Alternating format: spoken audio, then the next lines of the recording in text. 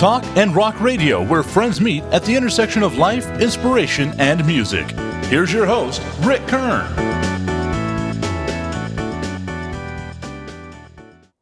Welcome, friends, to Talk and Rock Radio. I want to wish all of you a prosperous and healthy 2023. We are looking forward to a great year with some exciting episodes. I'm kicking off the new year with an episode that spotlights a special part of the music history about studio musicians. These musicians played behind famous bands, musicians, and entertainers. In 2009, a music documentary called The Wrecking Crew was introduced at film festivals all over the country. Joining me today from Los Angeles is the producer of that film, Denny Tedesco. Welcome, Denny. Hi, good to see you, Rick. Great having you with us today, man. Thanks for agreeing to come on board and talk a little bit about all this really great stuff. First thing I'm going to ask you right out of the chute here is the career path that you chose, having a father as famous as Tommy Tedesco, great guitarist, world known. Why films? What made you think about that instead of becoming a musician like your pop? I could easily tell you why. In music, you have to practice, and I did not practice. So I still don't. If I take you to the other room, I'd show you 4 or 5 guitars. You go, oh, he can play guitar. No, he can't play guitar. He's got 4 or 5 guitars.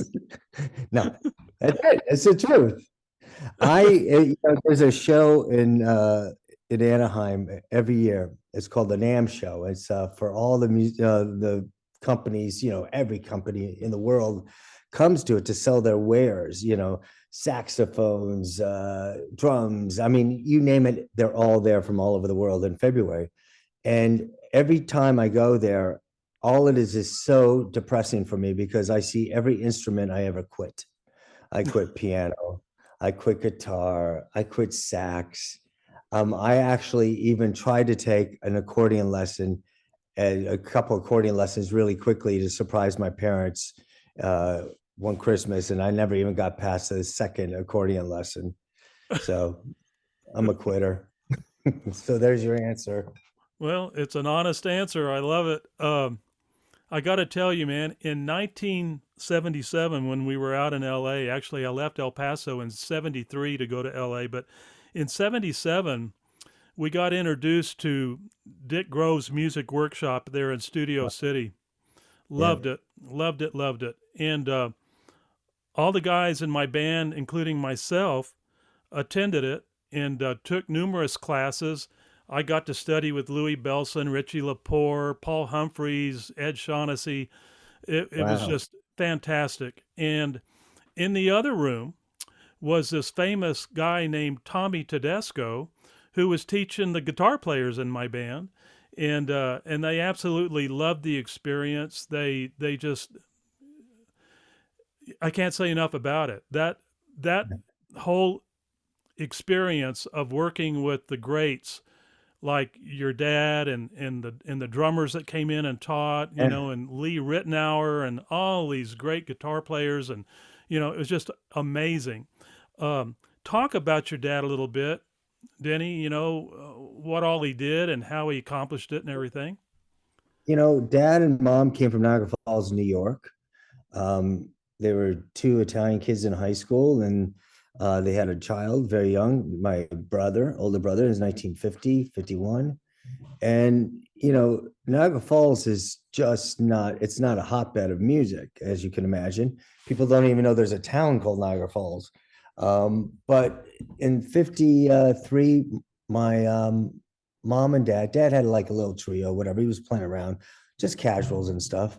And dad and mom were going to go to a dance in Niagara Falls University. And my dad said, well, I can't go now because I got a gig in Pennsylvania, with my trio. And my mom freaked on him and said, you got to go, because I spent $35 on this dress. It was a lot of money, and it was a lot of money to them because they were really seriously. Dad was working in a chemical factory, probably just pushing shit around, excuse my language. And then he begrudgingly went to this dance, and which changed history for him and so many others, because at the end of the dance, someone found out that the guitar player in the band was leaving and said, "Oh, I got a friend that can play, in a band." And they tried my dad out that night, and he got the gig on the Ralph Martiri big band, and he went on the road. My father had probably no aspirations one way or another. Seriously, I don't think he ever had it in his head to go to Hollywood. He never did, or New York. It wasn't something you would do. You're an Italian kid from the ghetto, really, in Niagara Falls at the time. But he got on the road, went to across the country, and got to Los Angeles, did the Hoagie Carmichael show with the band. And they then Ralph Martiri laid him and the singer off because he could find someone that could do both, downsizing. So my father's pride and shame that he had of being fired, he called my mother up in Niagara Falls, New York, and said, "Hey, I'm coming home." He goes, "I think there's work out in Los Angeles, maybe in Hollywood. Maybe we should try to move out here." And that's what they did. And I asked my mom a few years ago before she passed, I said, "How long was it before you moved to LA?" I said, "Was it a year and a half?" She goes, "No, it was 3 weeks. Your dad was so ashamed. He didn't want to be sitting. He didn't want to be there because it was that kind of a atmosphere. Is like, I told you so, And he went to Los Angeles and he heard, that guys make a living in studios. And my dad could read a little, and he, but he started playing in jam sessions and this and that, and he would practice. He was practicing 8-10 hours a day, easily. He would just go to his job at the warehouse, come home, sit by the TV, play, or go jam that night, then come home, play, And there's a part in the movie, the Wrecking Crew movie, where Glenn Campbell says, "Your father was playing music upside down." Well, it's true because my father practiced music upside down. He would flip pages so that he would never memorize. Don't forget, music cost money in those days. You had to buy a sheet of music. So if you're playing a standard, God Bless the Child, whatever the standard is, you flip it. It's not that anymore. So he would practice it that way. Wow. And that's how he, and sooner or later in the late 50s, he became someone. And then in the 60s, he was nailing it. That whole experience of who all he worked with is amazing. I mean, you mentioned Glenn Campbell, of course, the Wrecking Crew. Glenn Campbell was a major component of all of that. He was on, I think, every one of the Beach Boys albums. It's amazing. A lot of people don't know that, but and you had Barney Kessel, you had James Burton. I mean, incredible players. When we're ready to sing, we step up at the microphones, and it comes out something like this.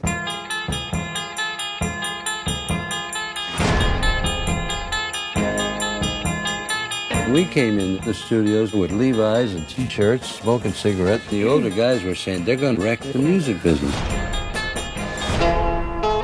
In the hardcore producing area, everybody knew what went on there. I mean, everybody knew that the best musicians played on all the sessions, but we as the general public didn't know.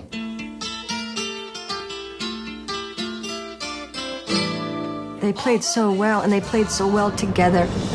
I was in awe then because of Phil Spector. I pulled my car over the side of the road and said, "What am I listening to here?" The musicians were really the unsung heroes of all those hit records.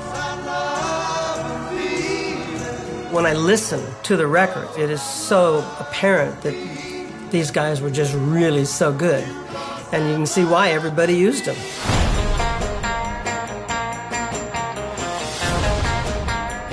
The Wrecking Crew was the focal point of the music. They were the ones with all the spirit and all the know-how. We made up a lot of arrangements ourselves. We would either augment or totally replace a group. The public was oblivious that there was this secret star maker machinery. I had no idea that people didn't play their own records until the Monkees came along. We were so busy. I was making more money than the President of the United States. 7 records of the year. It was unbelievable. Here's the way that the beat goes on sounded when we first heard it. La-di-da-da-da. Yeah, I said, uh-oh. The third line I came up with was...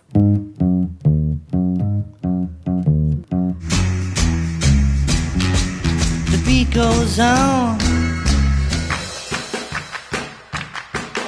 They were the stone cold rock and roll professionals, and there may never be a group of that caliber again.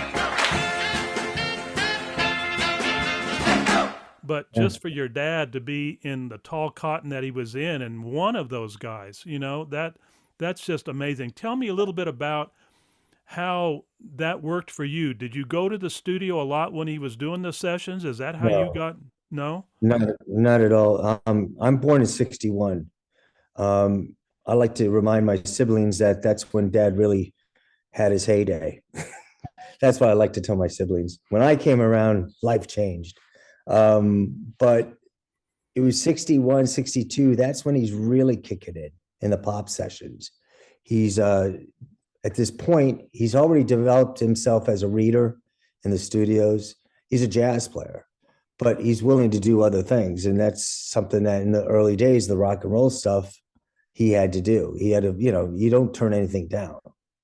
And he would just start playing everything.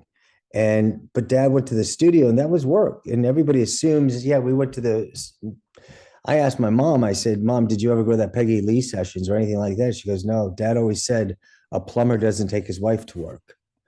And it's true. I mean, it's not being derogatory or anything. It's when no matter who you are, your work is your focus.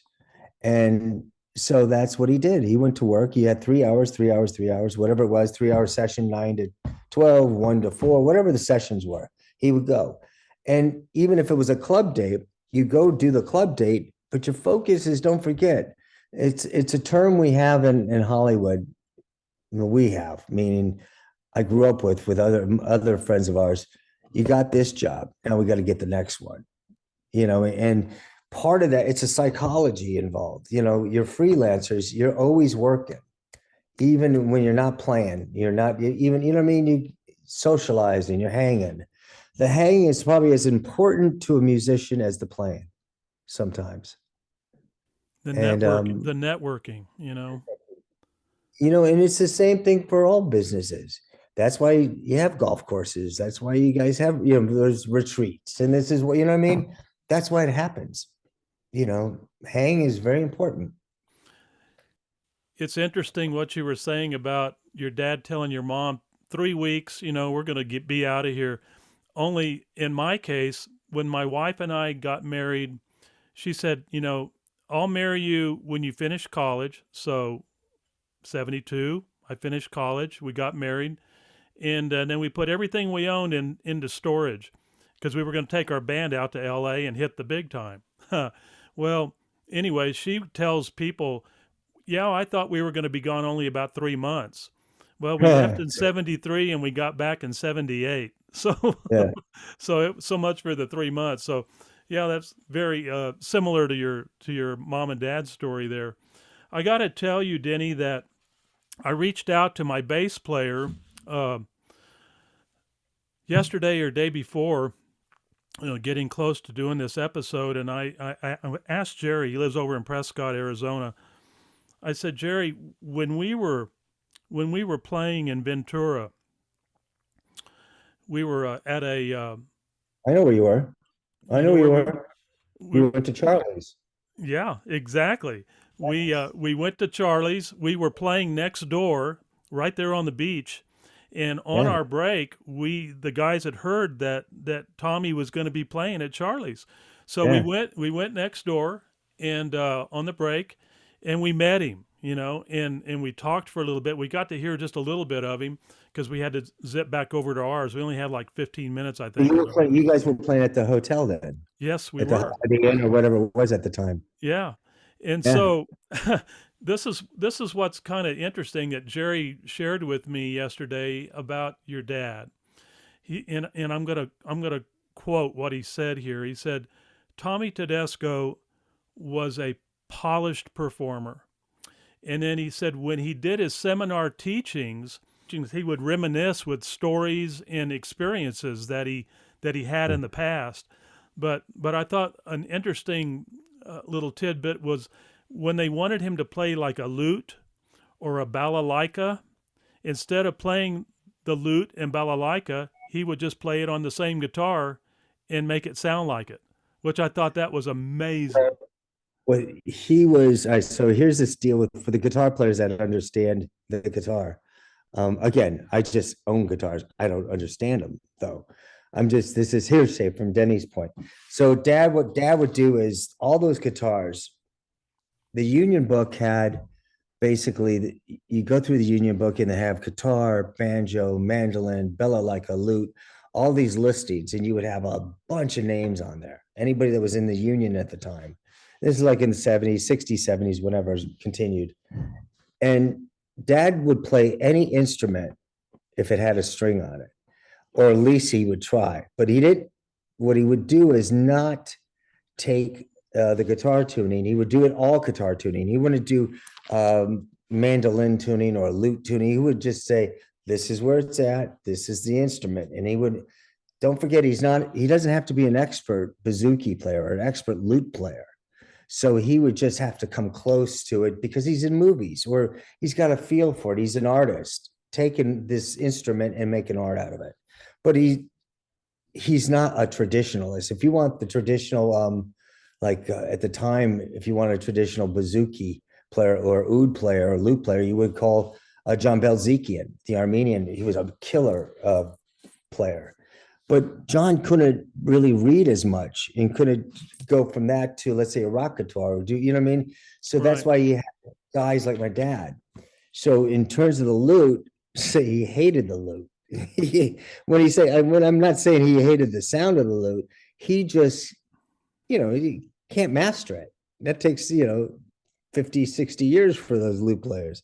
So what he would do is take his classical guitar and he would say, Tommy, you have your lute? And he would raise it up. Yeah, I got it here. Okay. And put it down. He'd take his gut string, his classical, just make it really loose, those strings. And that's where he sounded like a lute. And that's all he needed. That's interesting. Jerry was telling me that when they took the class with your dad, that he told the class the reason why he learned guitar was to feed his family. So I thought that was an interesting statement. Well, I mean, I got to say, these musicians, when they got to that point in their careers, I have such respect for musicians, amateurs or professionals. You cross a line, all of you guys, where you go, oh my God, this is so much fun. I haven't crossed that line yet. You've worked at your craft. And my father would tell the kids in those seminars, he said, listen, never stop playing your instrument. If you make money, great. If you make a lot of money, even better. He says, he said in the position he was in in the 70s and 80s, and he's working with John Williams and Horner and all those guys, there's only one or two people that they're calling for those special, for Tommy's thing, which would have been reading or the gut string. It was easier to join a football team than take a chance trying a new guy out in the studio. And the reason was you got 100 people on the score. You can't have a new guy come in and choke. At least on a football team, you had a chance to try out. And it was a weird thing. Not that there's great players. It was just how the business was. And he took pride in taking care of his family. All these, that's the biggest problem I think we have in our society is people don't realize artists, musicians, actors, they don't do it. They do it because they love it, but they're also trying to do it so they can make a living, and so every time we play free music, we're all used to Spotify or whatever now. There's people that aren't, performing anymore or writing anymore. They don't have time because it doesn't pay. I mean, that's the weirdest thing about it. And it's, it's like the old stories, like, I'm sure you've been there, right? No one wants to pay a $5 cover to go in to hear a band, but they'll pay for $15 drink, True. What I mean? It's like, wait a minute, you're putting the $5 into someone's pocket, which is paying for someone's kids. And that's how we always, Dad was very proud of it. He put us through school. One of the things that your dad said to Jerry that night when we were in there talking to him at Charlie's was he asked, are you taking any jobs besides music? And Jerry said, no. And your dad said, then you're making it. Yeah. Yeah. God, that's it's funny because you bring it back kind of like, I've never heard him say that, but I know, do you know what I mean? I know that's him. And that was one of the things he said, you do whatever you do to get food on that table. If you have to take a side job, you take a side job. And, the funny thing is that Charlie's was the first time he ever started playing live again. This is 76, 77, 78. He's doing those jazz albums. And the only reason he was doing it is because of those seminars he was doing. And the kids would say, what do you do for fun? Don't you play for yourself? And he realized he wasn't, because he'd been so entrenched in the studio for those 10 years, 12 years from the early 60s on. He never had time to play live because you don't go on the road for sure in those days, but you also didn't, it was too difficult to play live. You can't say, I'm going to, I'm going to miss a movie call next Wednesday because I've got my $5 job that's paying me, in the club, he wasn't going to be an artist. That wasn't his thing. And so he started playing Charlie's. He heard one of the local guys play there, and he sat in, and that's what it all started. He sat in at that Charlie's and then started bringing his own band and created a band with the guys that were there. Fantastic. So funny.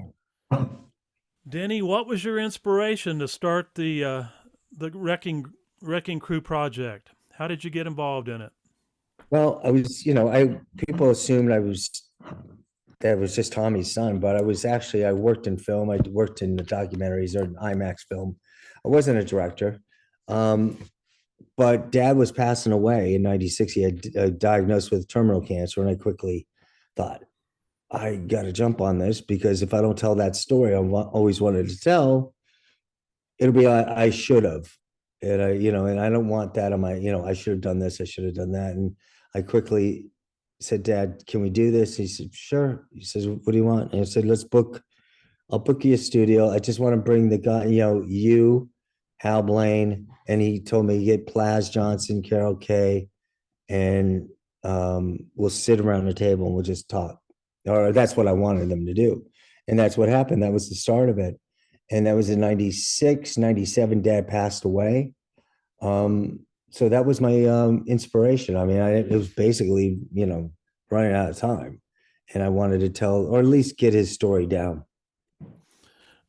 The photos in the film clips and everything that you used in the movie, were these just clips that were archived in their library, or how did you come about it? How did all that start?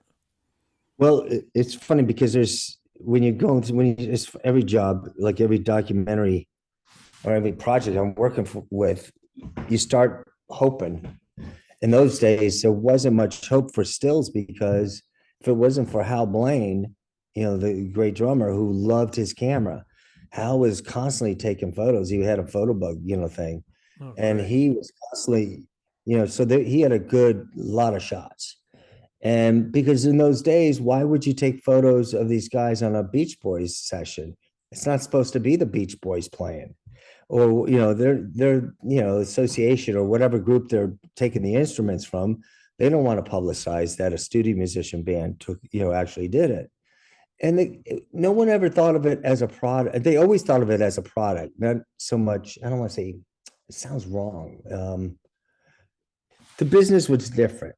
You had your kind of like press kits, there's that one clip of Sonny and Cher in the studio and the guys in the background playing and stuff like that. That's the record label really pushing it. But there wasn't a lot of that. Not at all, to be honest with you. Very little footage. There was some footage, actually. I said to Hal, I'm looking for, and I said this to all over everybody, looking for any 8mm footage of you guys in the studios, And he goes, well, there was this one time, he goes, we were actually all on a session and I brought my camera and I directed the guys to do funny things. And then I went home and I cut it in between an old 8mm porno. I said, okay. so great. So I said, send that to me. So I go get this 8mm, supposedly a porno. Now I'm like, I can't even, it's so, it's old. It's not even Super 8, it's 8 millimeter. And I have a projector, but it's like too brittle. I don't even want to ruin it, and then I'm thinking, I can't take this to a mom and pop transfer house. I don't know what's on this. Do you know what I mean? I don't even know. I could be arrested. I don't know what's going to happen. And so I'm like in a panic. And so I went to the place that I always did my post.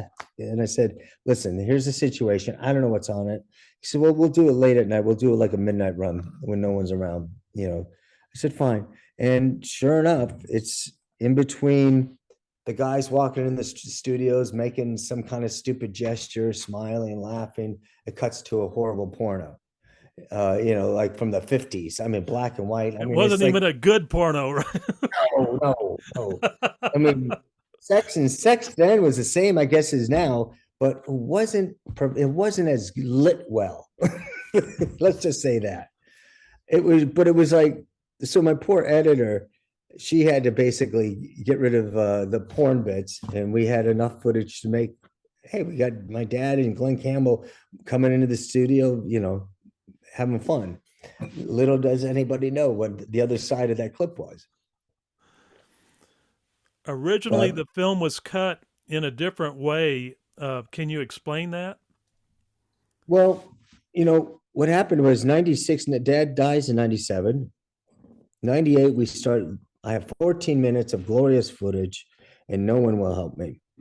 And no one's helping because they're saying, well, no one's going to help you, or no one's going to invest in this because it's going to cost so much money. It's going to cost this much when you're only going to make this much. And I said, well, I had to keep going.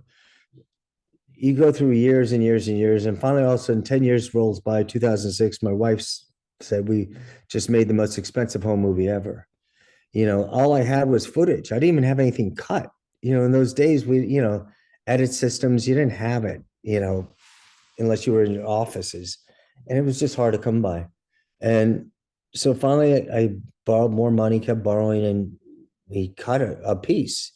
And we cut a film, and we started cutting it. And a friend of mine said, why are you cutting it this way? And I said, what do you mean? He goes, and how it was cut is basically, originally, it was going to be the story of this group called the Wrecking Crew. And he goes, the first half hour was like, why aren't you putting anything of yourself in there? Meaning like your perspective. I said, I don't want to. He said, but you have a chance to give us something different than any of us here can give. We'll all cut the same history documentary. But how you can cut it, meaning, your perspective is a totally different, it's much more accessible. And we thought about it, and I started playing around with it, and that's the way we went. And so it became the story of my father and his friends, the Wrecking Crew. And I realized after we did it, part of the reason I didn't want to do it, not part of the reason, big reason, was my ego said not to do it. Because I didn't want, if I become part of that film, meaning, yeah, I'm directing it, but as soon as I become, this is the story of my father, I'm not a director anymore. When you're in film, you want that title, you want a producer, you want whatever. This is what we do for a living. Sure, I'm a director, but now, no, he's not really a director. He's just Tommy's son. So I kind of was like reluctant to go that route, but I knew it was a better project this way. And when I really realized that, it was seeing it with audiences. Because when you see this film, and if you haven't seen it, you guys could check it out. I think it's on Hulu or whatever, Tubi, whatever. But if you've seen it, you'll understand, because it's hitting on so many different points that we can all connect with. The whole goal is to connect your audience to have some empathy or understanding of it. So each song, we already know 50% of the movie is like music. Oh, that reminds me of that when I was a kid, or that song, but then there was the other storyline, my father passing away. And that was part of everybody's life. We're in our demographic. Either we're losing our father or mother, or your loved ones. And the other thing is, where are you in your careers? Dad at night at 60 years old, before he had a stroke, he was killing it with his playing. He wasn't always so busy, but he was killing it as a player. And that was one of the things that used to drive me nuts at the time. It's like, he was enjoying it, doing those seminars or playing live here and there. But I knew there was more to it to give. And I wanted him to be able to have that artistic freedom to do whatever he wanted. But in those days, it was really, it's different now than it was then 30, 40 years ago when he was 60. But that was one of the reasons. And I always remember Bones Howe, the great producer and engineer. I always quote him. There was two quotes in the movie I fell in love with.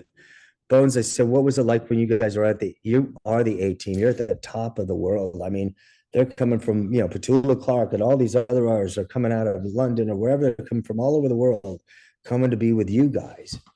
And then you're not there anymore. Now you're not at the top of the game. And I know what it was like for my father. I mean, he had a career that went another 20 years, but still it was a ramp. You sooner or later you fade out or whatever you do. And Bones said, he goes, you got the ramp up. It's like the baseball league. You got your ramp up in the minors. You're in the majors for a long time, at the top. And then you got your ramp down. He goes, it's not about staying at the top. It's about taking that ramp down as long as possible. And it makes so much sense because you don't have to be a musician. It's all of us. We all want to be relevant in our jobs or whatever we do. We want to take that ramp down as long as possible because as soon as you stop the ramp, you're done. Do you know what I mean? You want to be relevant. And the other thing that was really important, which goes back to what you brought up earlier about putting food on the table. I know where, if I looked at that dad's date books, his, calendars, I go, no, I remember dad being around all the time, but I guess not because it's impossible. I'm looking at, every day he's at 3 or 4 sessions and he's coming home late at night and probably didn't see him for 5 days, 6 days. And I remember Plaz Johnson. I said, Plaz, how did it affect your personal life? Your career? And he paused and he goes, let's just say I'm a better grandfather than I am a father. Or was a father. He goes, because I was doing the Merv Griffin show at the time. He goes, I went to work at 3:00 in the afternoon. Kids hadn't come home yet. Kids come home. I don't get home till after they sleep. And then they go to school before I wake up. So he didn't see him for days. But they're all doing the same thing. You got to put food on the table. No different than, well, I'm going to age myself, but like a milkman. Let's just have one for a milkman. I don't know why. But, anybody, the postman, or whatever we do, your accountant, you're working those overtimes. You're trying to get everything done. And that's just that's the thread that it has for all of them. In 2015, when the Wrecking Crew film became public, why the 6-year span? You were doing the festivals in 2009 and then it came out in 2015. Talk about that a little bit. Well, we did the festivals 2008, 2009, and that was when the crash, we all remember the financial crash. To play this film, now we want distribution. Well, I can't find distribution unless I license all this music. There's 110 songs in it, and if you remember, you'll probably know 107 of them. You know what I mean? It was all those songs. And to do that, you have to license the music. And to do that, you got to come up with a budget. And even though the record labels were not holding me ransom, it was still back to that, hey, my investment is going to cost this much. I'll never make that much. It was not the belief that no one's ever going to make the money in this film. And I basically, at that point, we had to figure out ways of, at that point, there's no more money coming out of me. People said, how did you, who helped you? I said, Wells Fargo, American Express, B of A, Citibank, and sooner or later they cut me off, all those credit cards, the stupid thing to do. Here's where the big line is drawn. As soon as we did the festivals and we saw how well it did, we had 12 awards, huge reviews, it was amazing.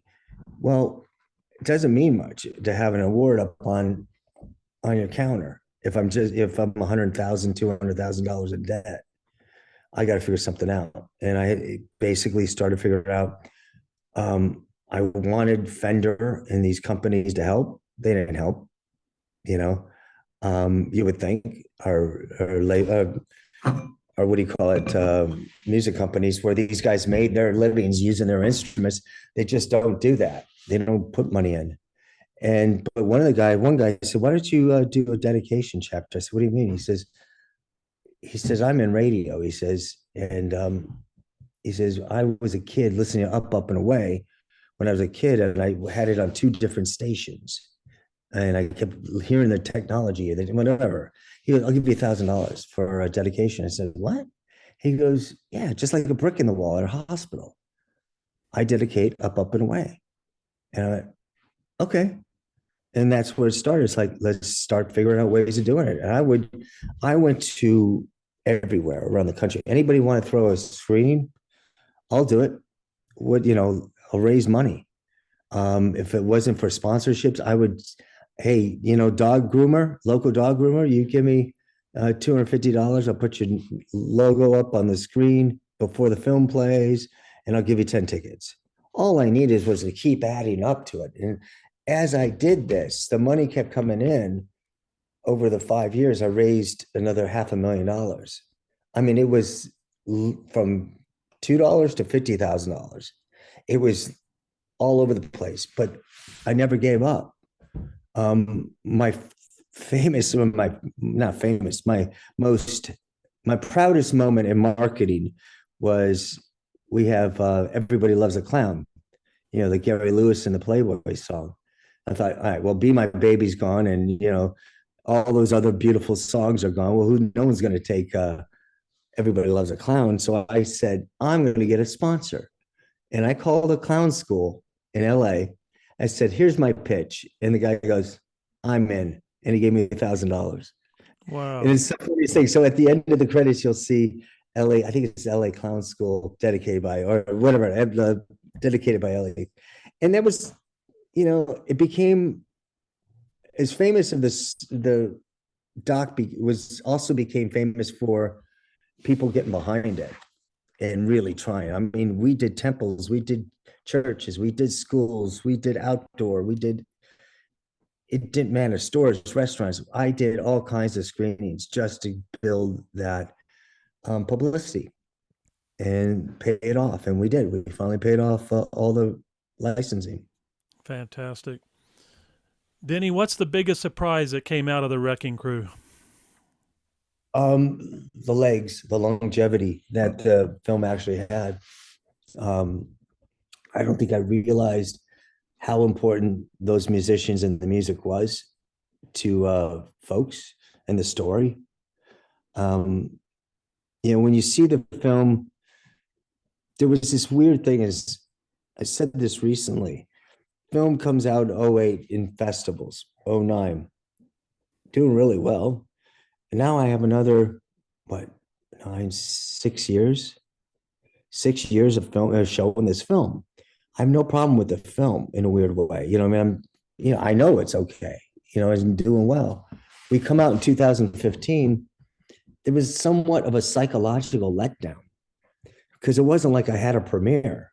You know what I mean? We had, it's like, it seemed like everybody in the world, I had seen it hundreds of times, felt like everybody's seen it.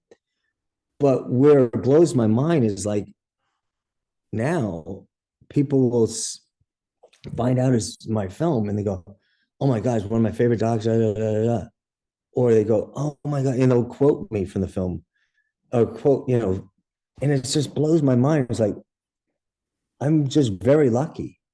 I'm very lucky. I was fortunate enough to film these guys. My father never saw a piece of the film. He passed away, obviously, in 97. He never saw anything. But I was able to get these guys when they were still young, I mean 60s, somewhat close to the 70s, but not really. And it helps because there's a point where if you get someone in their 40s you're still in the game in a lot of ways. You're still playing this game where you're not out of it. And I'm not saying the Wrecking Crew are out of it, but they are talking about the past. And that's something that's really, they were the kings. But the longevity of the film, and it's still continuing, it's still relevant, which is amazing, Your newest project, which is called The Immediate Family. Talk about the inception of that and how all that came about. Well, Immediate Family, again, 2015, film comes out, Wrecking Crew comes out, pretty shell-shocked, it took physically, mentally, a lot out of me after 19 years. And then, people come up with great ideas. Yeah, that's great, but my wife's not going to talk to me if I ever put another dollar into a film at that point. She used to say, "There's my kitchen," when she looked up on the film, because we wanted a new kitchen. But so all of a sudden 2019 rolled around, and these guys, Jack Pye, Greg Richland, and Jonathan Sheldon, these producers came and said, "Would you be interested in this idea of this doc?" And it was basically about the section, which was the guys that played for James Taylor in the 70s. And I knew the guys' names. I knew, Leland Sklar, Russ Kunkel, Waddy Wachtel was one of the guys in this new band, and Danny Kortchmar. And these guys are all legends of the 70s and 80s and onward, the next session players. I said, wow. I said, that makes a lot of sense to come. I didn't want to do another music doc. I didn't want to go down that road again, probably out of fear. Not fear, but I needed a hook. It's one thing, you need a hook, you need a really, and the hook on this was they have a band called Immediate Family. And it made sense because now in the beginning of my film, I say, this is the story about my father and his extended family, the Wrecking Crew. Because all of these groups always feel like they're families. They're best of friends. KLOS 95.5. Doctor, my eyes have seen the... My getting lucky was reading those guys. She's got to be somebody's baby. Not only did they give birth to this music that they're playing, they're as much the author of these songs and of this music as the artist they did it with. The creative input of these session guys cannot be overstated. It can't be overstated.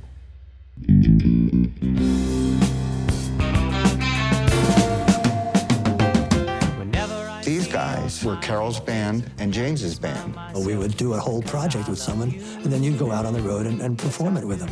It was a new way of doing it. We'd make an album, and then the rest of the time we'd be on the road. We'd come to album tour, album tour, album tour. But it was really album tour, tour, tour, tour, album tour, tour, tour, tour. In the early 70s, you couldn't pick up an album and look at the liner notes without seeing these guys' names. Russ Kunkel, Sklar, Danny Kortchmar, Waddy. They were there for the song. They wanted it to be the best it could be.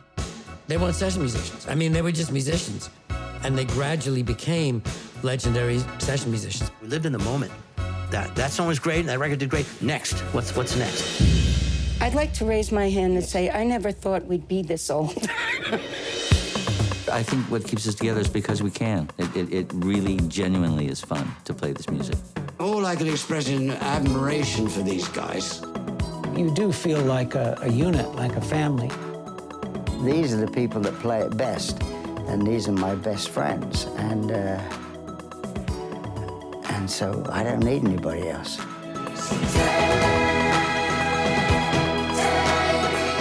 I feel like the luckiest guy in the world that I'm able to play, with my best friends. I'm still as happy today as I was in 1970. When you look back in hindsight, I was just happy to be there. I've got a band full of brothers that love me. I'm proud of all of it.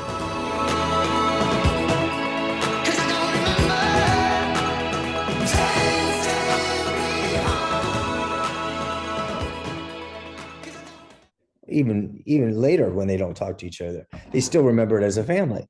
And then at the end of the film of Wrecking Crew, Lou Adler says, I asked him, I said, did you make a change and how your sound when you did Carole King and Tapestry. He goes, oh no. He says, Carole brought her own people and she brought in James Taylor and Danny Kortchmar.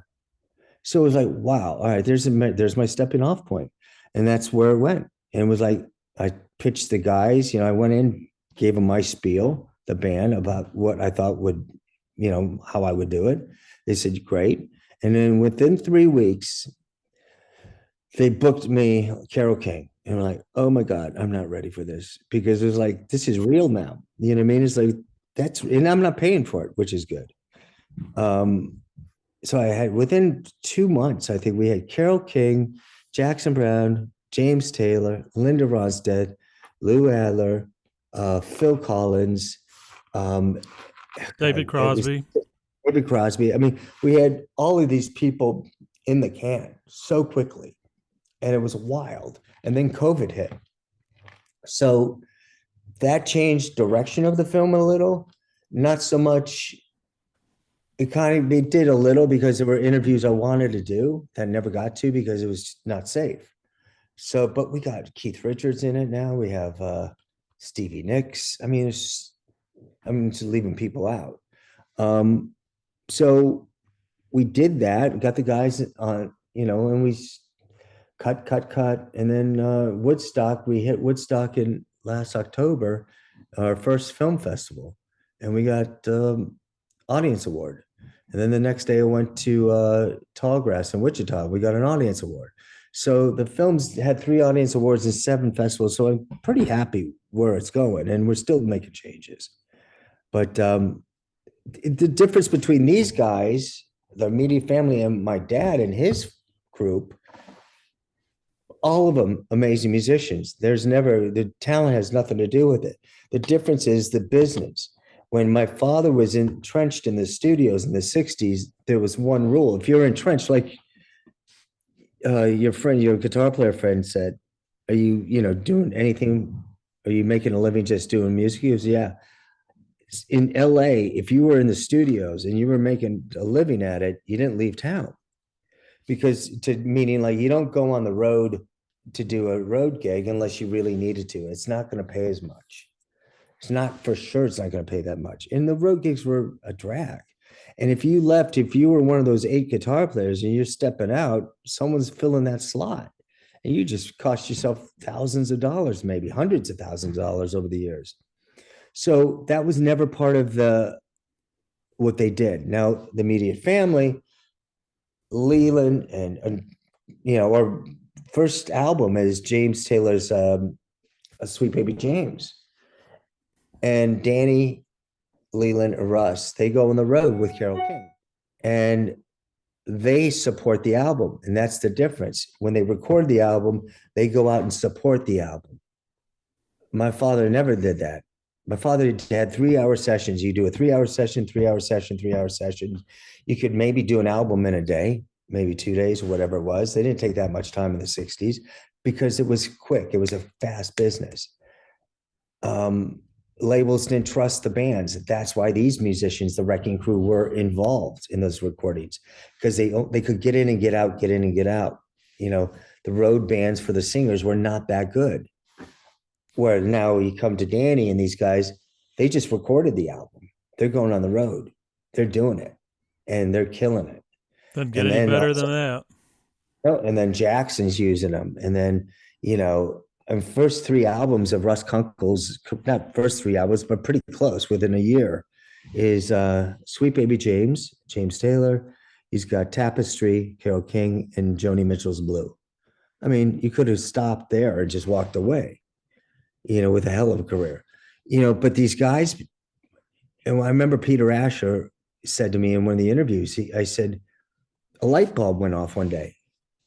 And he goes, and I said something, I got, oh my God, I said, I keep thinking these guys as legends.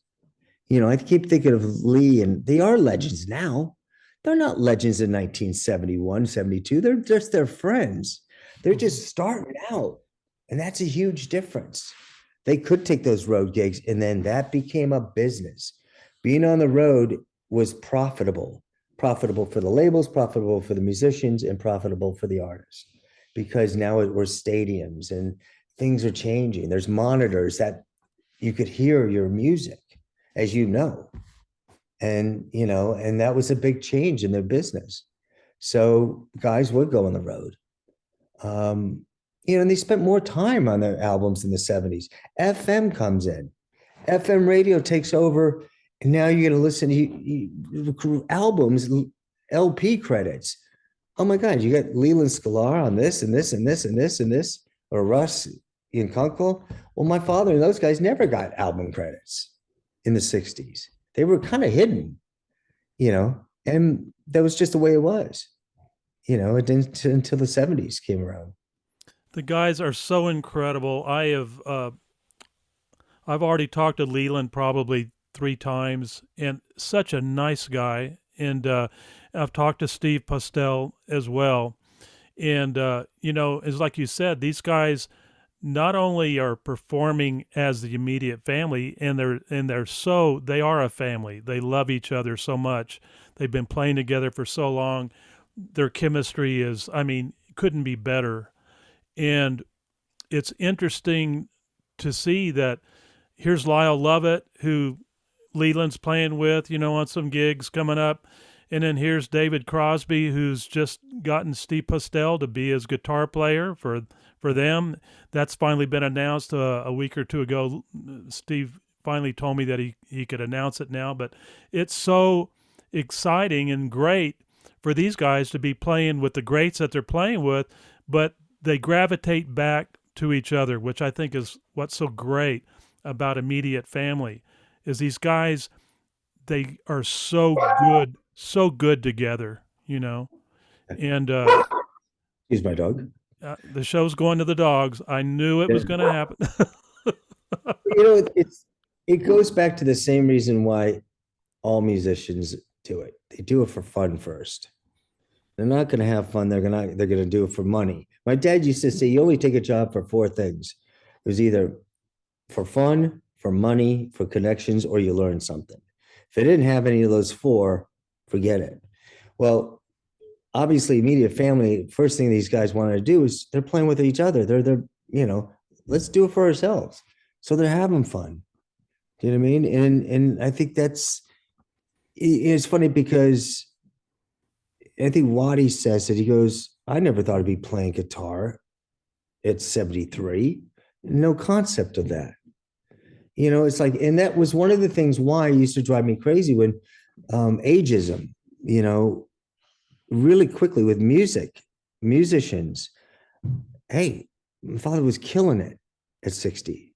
And in a weird way, I don't know if you remember the end of the Wrecking Crew, there's a point where I said a couple months before, not even a couple months, probably a month before, a couple weeks before he passed away.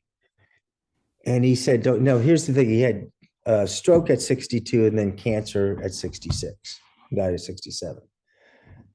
When he had, and I remember him saying, realized in 1962, at 62, just before his stroke, the films he's doing are not that many, but they're, it's Schindler's List. It's films, or Godfather 3. It's things that they need Tommy Tedesco for. Bonanza. Bonanza's years before. But do you know what I mean? It's like, what I'm saying is, at that point, it's about reading, or it's those special instruments, the mandolins, or, he's a specialist now in a sense that you're bringing him in, not just to be a rhythm guitar player or whatever. You know what I mean? He's there for it just because you want him. But that's not, every few months he's going to get. It's not that often, as his career has moved on. But it used to drive me nuts. It never drove him nuts, but it drove me nuts, thinking, God, I wish I could produce him. I wish I knew how to get him on the, the wave. Remember when the wave, the easy listening jazz, because I knew he'd kill it. And that was my, not my insecurity, I was just frustrated. And that's why it frustrates me. It's like, my God, you have, you look at this old man, let's say in a restaurant, you go, God, he's really old, whatever. You don't know the story behind that person. And everybody's got a story. He might not even be an instrument, or he might not even be a musician, or he could have been the greatest musician, or he could have been the greatest actor, or he could have been the greatest carpenter. There's always a story behind someone, and we just easily let it go by without asking questions. That's one of the things I tell people, especially kids. Interview your parents, interview your grandparents. You know what? Not to make a documentary, just ask them questions that you will never know. You'll never know unless you ask them, because they'll be gone and that's it. I still wish I could have asked my parents some questions, What you're saying is so true, Denny. Just in the last day or two, I mean, Lisa Marie, 3 nights ago, we were watching her on the Golden Globes. Now she's gone. Yeah. Today, Robbie Bachman, I called Tia McGrath, a good friend of mine, who pardon me? He just passed. Randy just passed? Robbie just died. Randy didn't. Robbie did, his brother.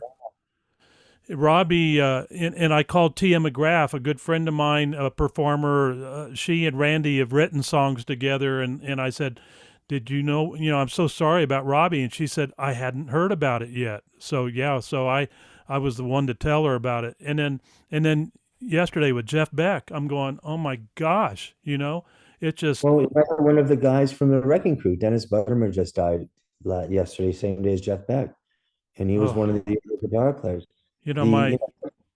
Jeff Beck was on my to-do list, to see him, and thank God, 4 years ago, my son's a photographer for Getty Images, and he was shooting the concert at Austin City Limits, and he got me a ticket to go see Jeff Beck. We happened to be down there visiting our kids in Austin, and so I got to see Jeff Beck, and it was just the most magical night. I mean, it was so incredible, and now he's gone. I mean, it's so tough, man. It's so tough. But it's just, and that's the thing. It's just, we all know it. It's all part of life. It's just going faster as we get there, as we get closer. But I know. It's hard because, listen, I didn't start my interview, my father, my mother, whatever, until I was 36, I think, 34. In a sense that asking those questions. Well, you know what? I should have been asking other questions too. Now it's so easy. I'm telling you, it's like, I wish people would do it again, just because it's knowledge is, you can't get it when they're gone. You can't measure it. No. Back to the immediate family film. What's the biggest surprise takeaway of that film for you? The takeaway of the film, of the new film, is interesting because, again, I was scared. It was like, ooh, how's it? And your first screening, we played it for the guys in the band, and they were just, when we showed the film to the guys, it was, all the guys were there, and then Jackson was there, and the guys were really moved, and you could see it in their eyes, because they said, we've done hundreds of documentaries, always being interviewed about someone else. No one's ever talked about us. And it was really interesting. And then, seeing things talked about them, it blew their heads. And then Jackson said, wow, I've known these guys for 50 years and I didn't know some of this stuff, which is really cool. Again, it goes back to work ethic. I think any success you have in life, yeah, you could get lucky, but it doesn't last. Luck doesn't, you have to show your work ethic. And I think that's what these guys all have in common with any success in all of our lives, is you have to be ethically, work hard, but you can't be total jerks. You got to be able to work with each other. And that's the whole point of bands and music. You have to communicate, and that's the hardest thing, I think, for newer musicians today. I don't know if it is that hard, but a lot of these guys don't get to play with each other because they're just laying down parts when they don't get to, they're not playing live as much. But I think it's funny, someone asked me, what was the most difficult shot of making the film?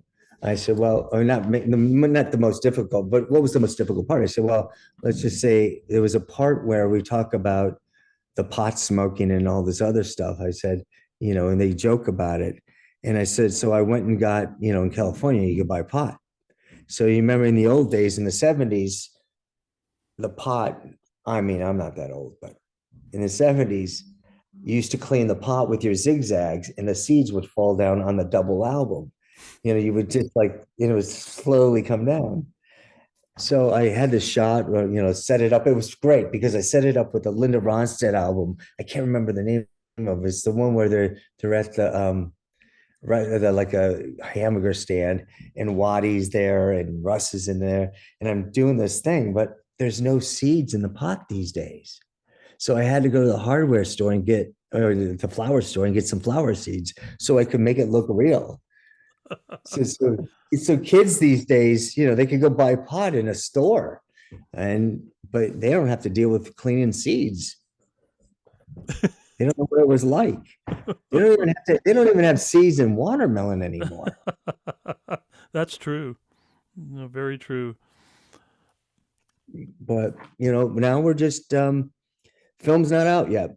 Now we're at that grind of, okay, we're doing well, but we need to get people to sign up and show numbers. Hey, we got so many thousands of people on Facebook, or whatever, and we have an audience and spreading the word. It's just the way I did it with Wrecking Crew, town by town.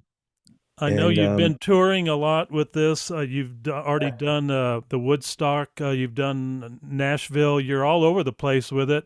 And I'm trying to help you out with another festival that we're trying to get you into too. So hopefully that'll pan out for you for this next year. Well, we have a few festivals coming up. We're looking, I have Boulder, right? Boulder is the March 3rd. And then I think Jefferson, Port Jefferson in, where's Port Jefferson? Long Island in February. And then also have, oh my God, where am I going? Oh, Sedona, nice. Late February. So that's, I think, my first one is Sedona and then Boulder. So I'm really enjoying that. Tell you what, Denny, if this new film, Immediate Family, is half as good as The Wrecking Crew, it's going to be dynamite. I appreciate it. I love The Wrecking Crew. The clip that I have seen of Immediate Family, the clip that I've seen of Immediate Family just makes me want more, so I understand how that works, man. You put enough out there just to give them a little bit of taste, and then, it can go from there. And hopefully that's going to be the case with all your festivals and things that you're going to. Again, it's wild watching audience. It's funny because this is closer to my music in a sense, because like I said, I'm born in 61. So all the Wrecking Crew music's in the 60s. So I'm like a really little kid. 70s come around and 80s. Now I'm a teenager, going to these concerts as a kid, and looking at those album covers. That's why I was like, to me, those guys were legends, because that's what I read, all those album covers, the Linda Ronstadt album covers, the James Taylor, Jackson Browne, all those albums, now I'm hanging with the guys. They're really, it's like, wow, I could call them my friends now. It's so interesting because some of the guys that I've known in my life here in El Paso that I've played with, and some of them have got famous, and I got to tell you, you mentioned Stevie Nicks a little while ago. My wife, Sharon, and Stevie Nicks went to middle school together here in El Paso, Texas. I didn't know she was from El Paso. That's cool. Yeah, well, she wasn't from here. She was here at that time through through her dad. And she didn't even go to high school here. She left after middle school, I guess.